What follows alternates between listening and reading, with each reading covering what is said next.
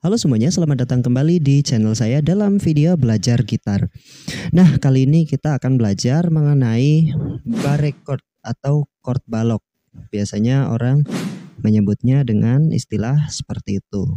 Nah, jadi kali ini yang akan kita pelajari adalah chord balok dengan akar nada pada string ke-6 atau akar nada E. Sebenarnya saya sudah membahas materi ini pada video saya sebelumnya, videonya yang ini.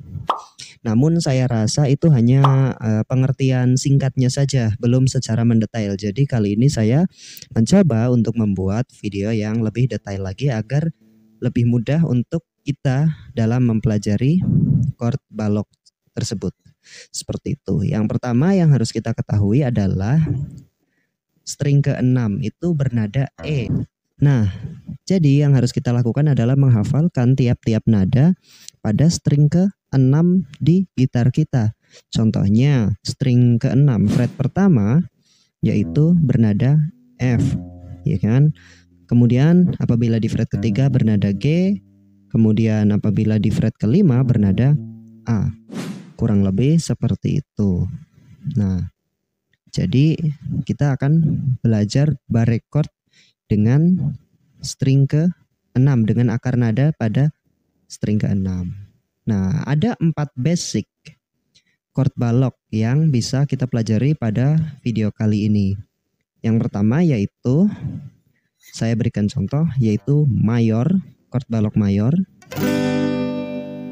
Kemudian chord balok minor.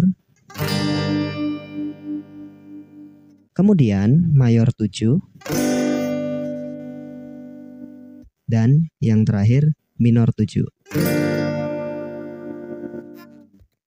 Nah, dari keempat chord tersebut kita bisa mengaplikasikan ke banyak chord-chord lainnya. Contohnya, apabila kita melakukan barré chord di fret pertama dengan menggunakan jari telunjuk seperti ini, maka akan berbunyi F.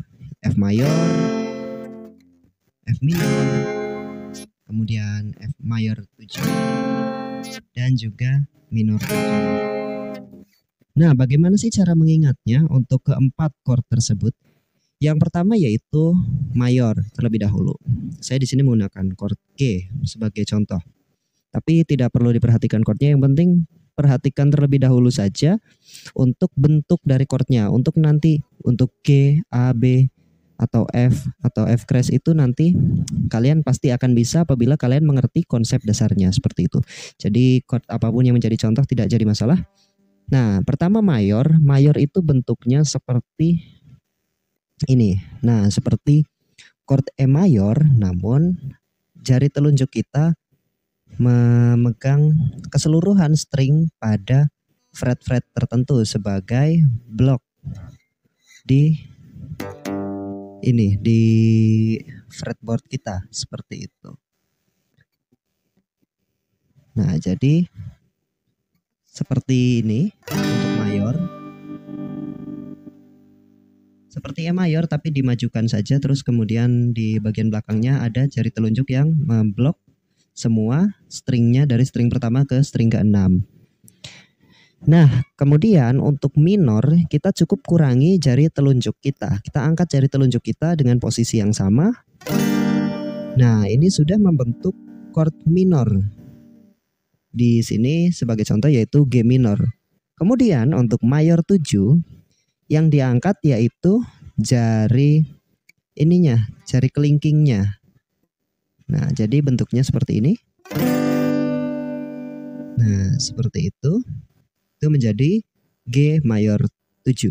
Sedangkan untuk minor 7 kita angkat kedua jari telunjuk kita. Jadi yang bermain hanya jari telunjuk dan jari manis saja. Jari tengah dan jari kelingkingnya tidak ikut bermain seperti itu. Nah, cukup mudah dipahami bukan? Jadi setelah kita mempelajari keempat basic chord tersebut yaitu di mana mayor, minor, mayor 7 dan minor 7. Jadi kita sudah pasti bisa akan memainkan semua chord balok atau barré chord dengan akar nada pada string ke-6. Di sini string ke-6 G, E. Contohnya di sini saya akan memainkan F atau A di fret kelima. Seperti itu, atau G di fret ketiga. seperti itu. Nah, seperti itu. Jadi kita harus mengerti letak-letaknya. Nah, kemudian jika F pada string pertama, jika F pada fret pertama, kemudian G fret ketiga, kemudian A di fret kelima, kemudian B di fret ketujuh, C di fret ke-8, dan D di fret ke-10. Seperti itu. Nah, lalu untuk ini yang di fret kedua itu disebut dengan F crash atau G moll, yaitu F yang dinaikkan setengah atau G moll atau G yang diturunkan setengah nada. Seperti itu. Jadi kita bisa menyebutnya F crash atau G moll juga sama saja.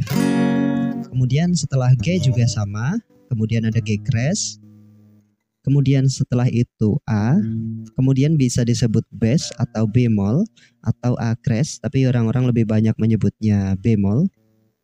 Seperti itu. Kemudian B, setelah B tidak ada B crash, namun C.